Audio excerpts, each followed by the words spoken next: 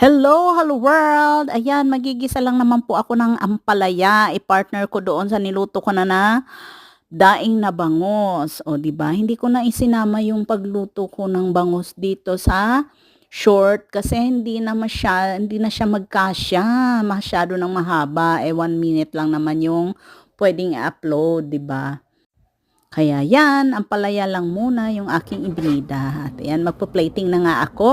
Excited na po akong kumain at ako'y gutom na gutom na.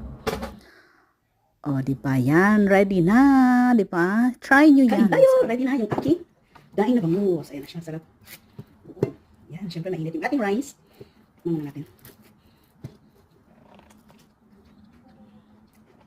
Promise. Tao bang kaldero nyo?